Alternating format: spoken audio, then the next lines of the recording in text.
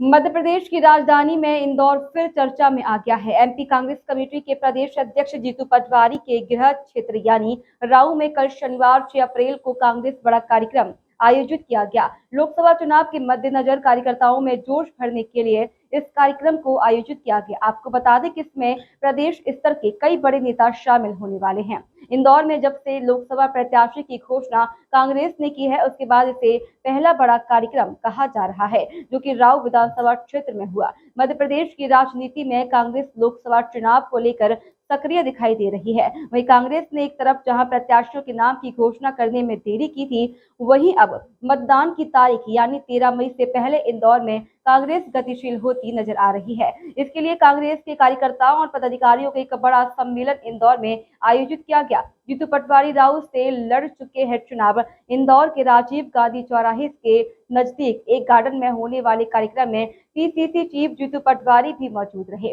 दरअसल जीतू पटवारी जब से अध्यक्ष बने हैं, उसके बाद से इंदौर कांग्रेस नेताओं को यह उम्मीद लगी है कि जीतू पटवारी कांग्रेस का उद्धार करेंगे। अब ऐसे में इंदौर के कार्यकर्ताओं में जोश भरने के लिए राऊ क्षेत्र में बड़ा सम्मेलन आयोजित किया गया। कहते हैं कि अगर इंडिया गठबंधन की सरकार आती है तो हर महिला को 8,500 रुपया महीना उनके खाते में दिया जाएगा।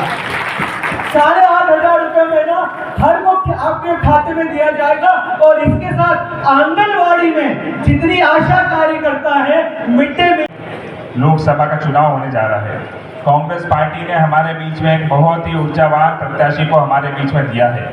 एक ऐसा व्यक्ति जिसने खुद ने और उनके पूरे परिवार ने अपना पूरा जीवन जनता की सेवा के लिए समर्पित किया है। मेरी आप सब लोगों से विनती है, आप सब लोगों को, भारतीय जनता पार्टी भले कितनी भी बड़ी बड़ी बातें करे, लेकिन वास्तविकता में भारतीय जनता पार्टी को खुद की अपनी सच्चाई मालूम है कि भारतीय जनता पार्टी की हालत खस्ता है। ये 10 साल तक इन्होंने हमें सम्मान दिया, यहाँ के जनमानस ने सम्मान दिया, विधायक के रूप में हमें आशीर्वाद दिया, हम सभी जो बन पड़ा हमने सेवाएं की। इस बार राव के परिवार के लोगों ने ये जिम्मेवारी हमसे लेके हमारे दूसरे अपोनेंट परिवार के साथी को दी है।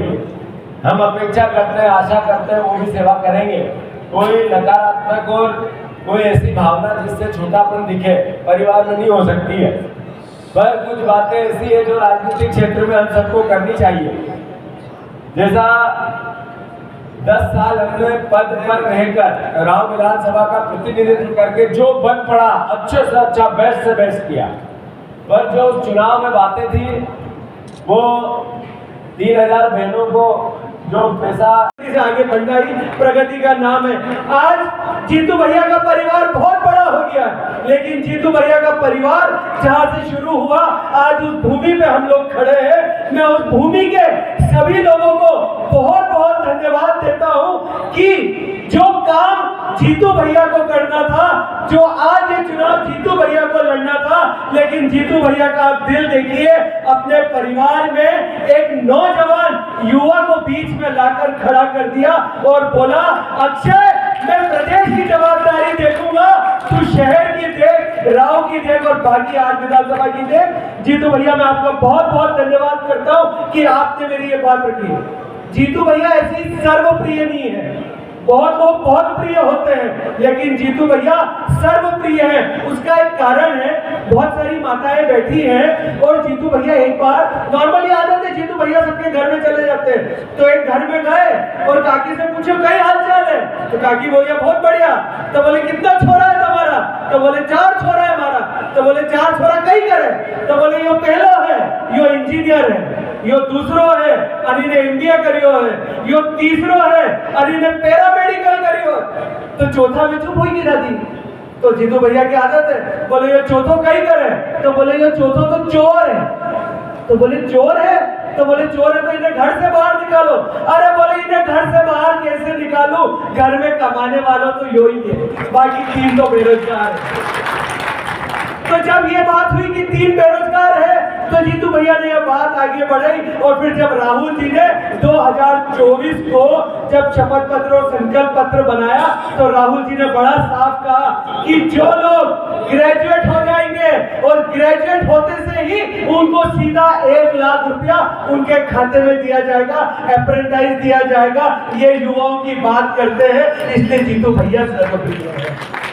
जीतू भैया की आदत है साइकिल उठा के निकल जाते हैं और घूमते हैं सुबह सुबह सब जगह। भोला उस्ताद मार्ग पे पहुंच गए। अब भोला उस्ताद मार्ग पे पहुंच गए तो वहां पे बहुत सारी बेटियां मिली, वहां पे बहुत सारी गवर्नमेंट क्लासेस करती है कि उनको कोई अच्छी नौकरी मिल जाए, वो कोशिश करती है कि बढ़िया कुछ काम करे। तो जीतू भैया ने सुबह उठ के पूछ लिया उनसे रोक के कि क्या तकलीफ है, तो उन्होंने बोला कि हम कोशिश तो कर रहे हैं पर हम बेटियों के लिए कोई कहानी नहीं है। ये बात जीतू भैया के दिल में घर कर गई और जब ये बात राहुल जी तक पहुंची तो उन्होंने कहा कि अगर हमारी सरकार आती है और जो 30 लाख की सरकारी नौकरियां बाकी है 50% हम बिटिया को दिलवाएंगे और बिटिया को आगे बढ़ाएंगे। जीतू भैया युवाओं में बहुत फेमस है, जीतू भैया महिलाओं में भी बड़े फेमस है, लेकिन उससे ज्यादा फेमस हमारे जीतू भैया किसान भाइयों में है। आज आप मंदसौर जाओ तो मुझे ये कहते हुए कोई अतिशयोक्ति नहीं होती है कि राव जैसा परिवार है वैसा पूरा का पूरा मंदसौर का लोकसभा का भी परिवार है।